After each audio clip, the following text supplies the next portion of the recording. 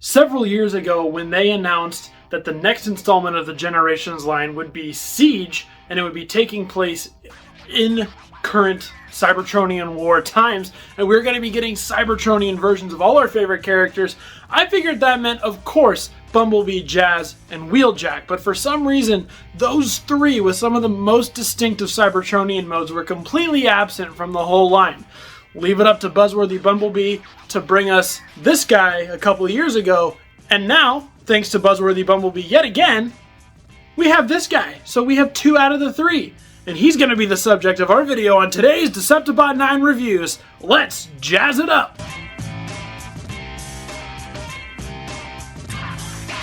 How's it going, everyone? deceptibot9 here, and thank you as always for joining me here on the channel. Now, before we get too far into the review, I'd like to ask, if you like what you see, go ahead, leave me a like. Plus, if you want to stick around for all the future content I've got planned and you're not already subscribed, go ahead and subscribe as well. It does really, truly mean a lot to me. Welcome back to all my returning viewers, and welcome if you are a brand new viewer. And if you want to find me anywhere else on the internet, you can go ahead and check out all my social links in the description down below. Without further ado, let's go ahead and get down to the review station and take a closer look at Buzzworthy Bumblebee Origins Jazz. Alright, and here is Jazz in all of his glory, in his robot mode. And guys, I love this figure. I absolutely adore everything they've done with this figure.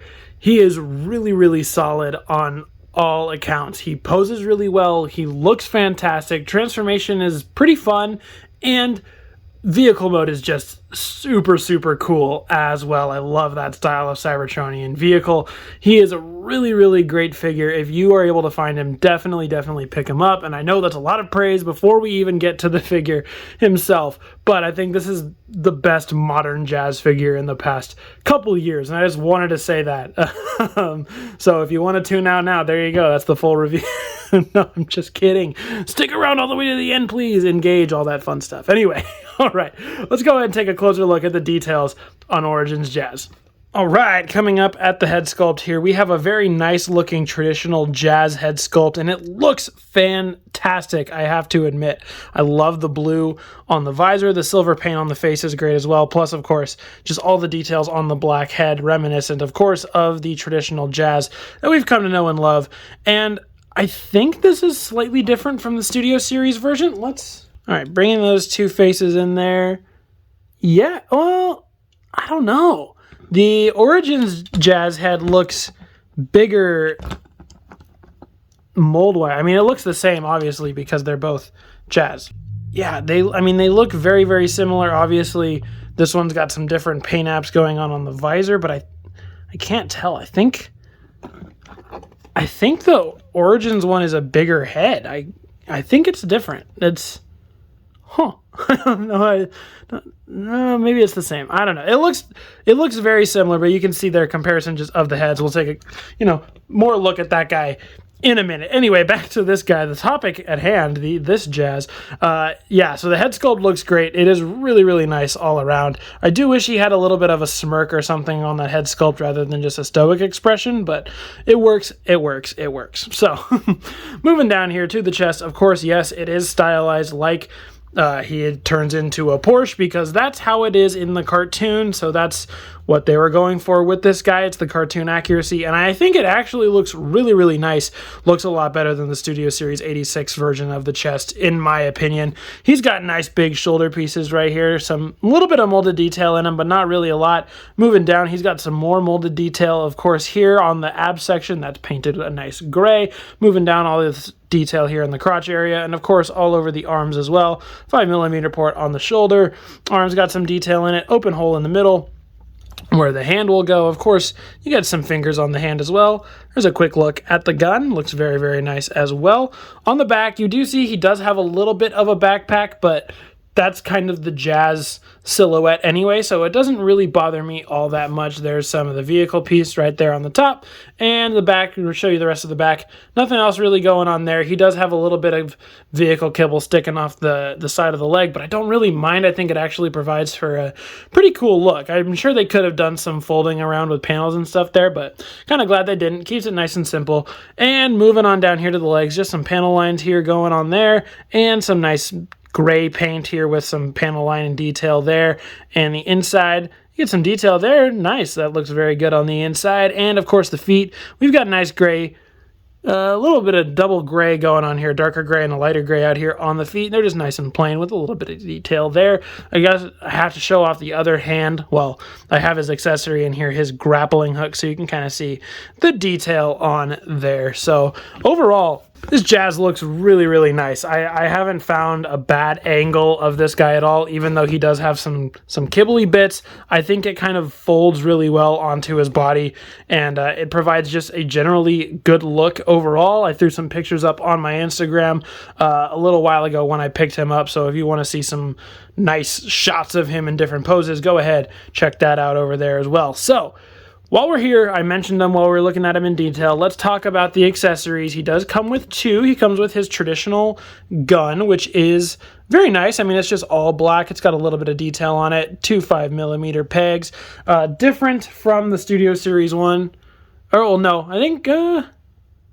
yeah, okay, it's a slightly different mold from the Studio Series 1, and it's, of course, done in black rather than silver. I think I like the Origins one better. It's a little more sleek, looks a little nicer in my opinion. Of course, with the second 5mm port, I mean, if you wanted to put it on his shoulder, you could, or you could do weapon storage here on the back, sling it across the back, do it upwards, whichever way you want it to do.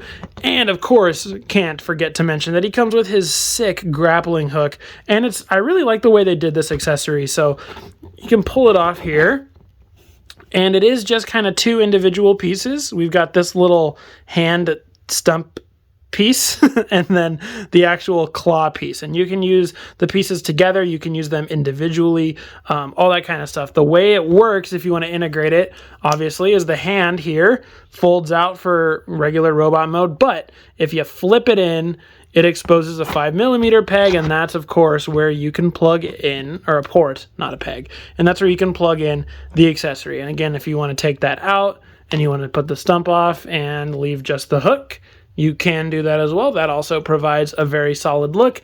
And each of these pieces also have an opening on the bottom of their 5mm port, so that if you wanted to, say, strap a piece to the gun and put it on the front to get a look something like that, you certainly could do that as well. It's not my preferred method, just because I prefer to have it kind of look like it's forming out of the hand, because I personally always love it when Transformers have weapons that come out of their hands. And it also just provides for a very cool look in general overall. So that's all you get for accessories. I'm not complaining though. Oh, I should mention, blast effect compatible, of course, as per everything nowadays. You can, of course, put a blast effect in the cannon.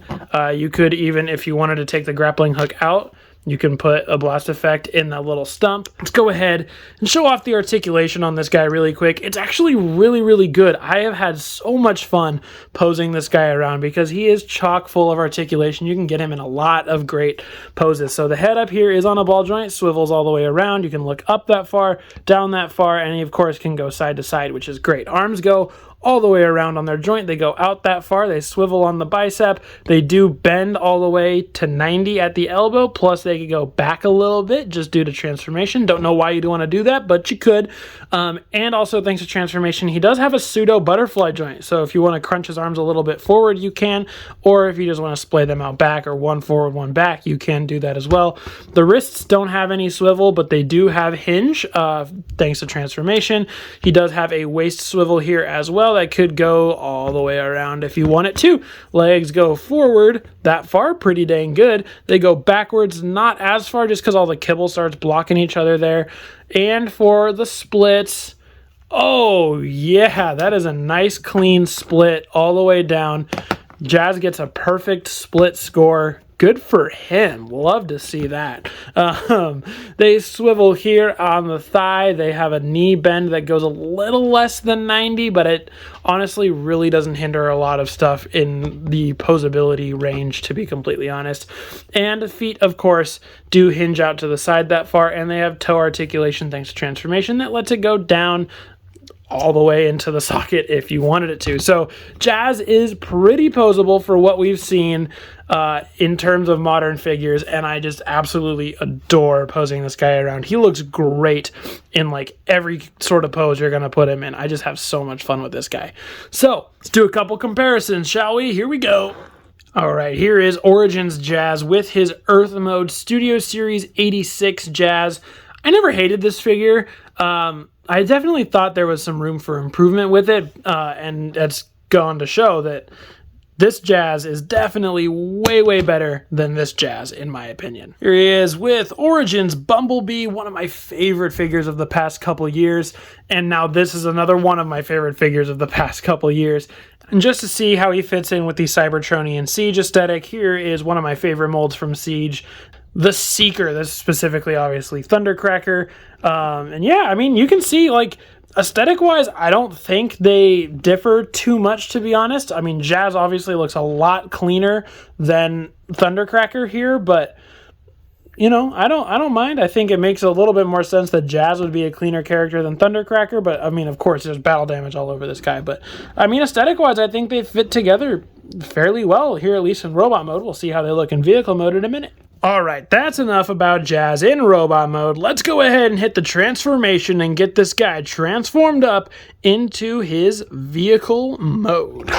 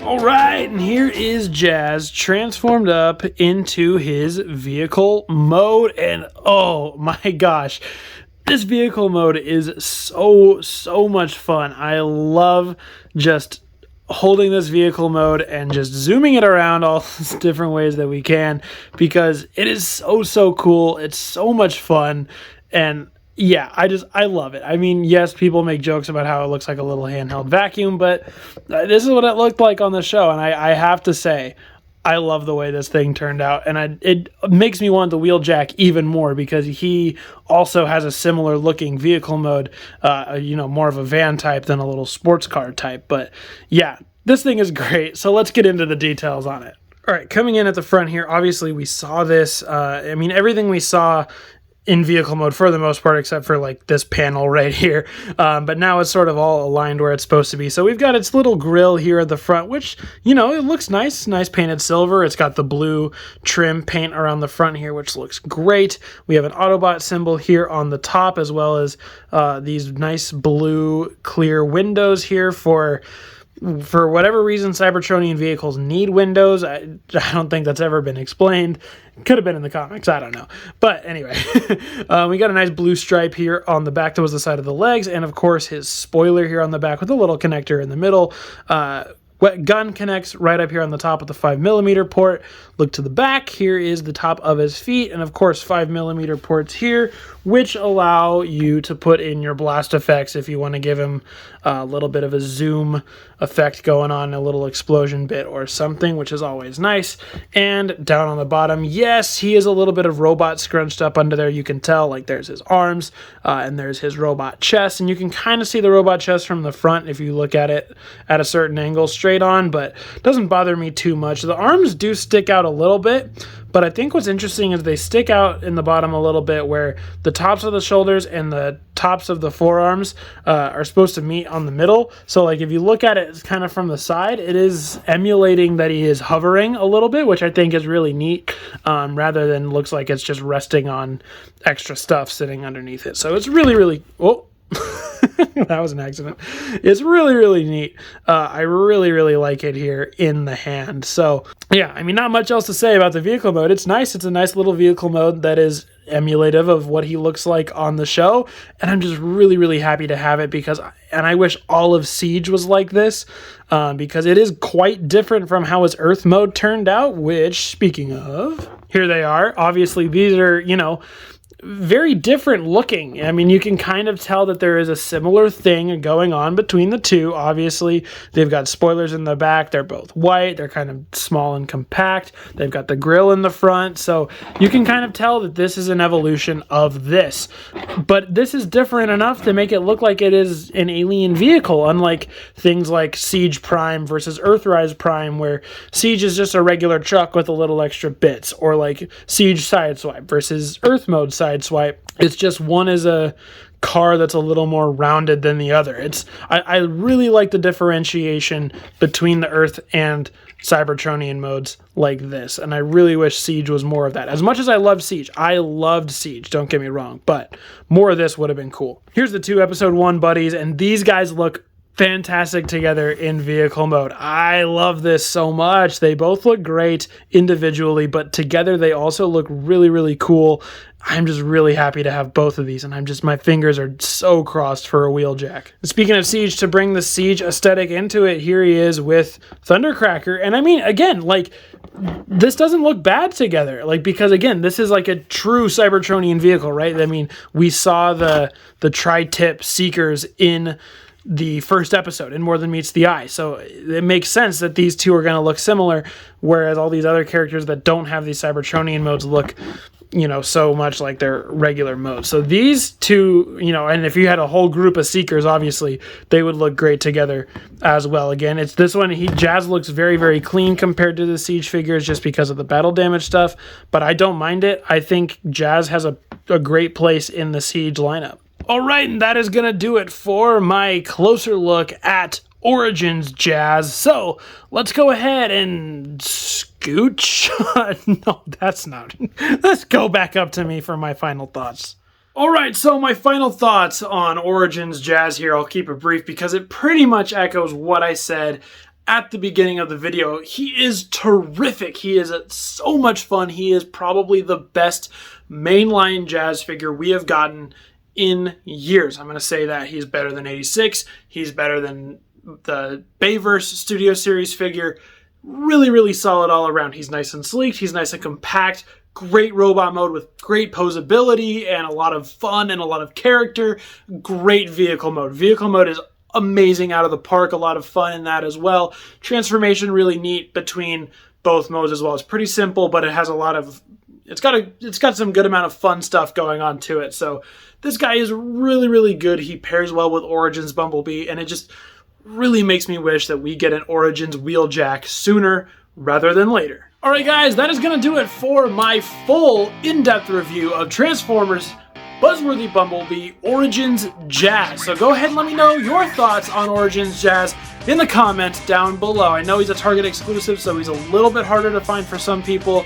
I found him at a Target locally here, which is, you know, usually a shock. I figured I was going to have to resort to online or scalpers because things can be hit or miss here where I live. So go ahead and let me know your thoughts. All things Origins Jazz down below. I want to talk about him. And if you guys made it all the way to the end of the video, thank you so much. It does really, truly mean a lot to me. As always, I have been your host, deceptibot9. Thank you, as always, for joining me, and I'll catch you guys later.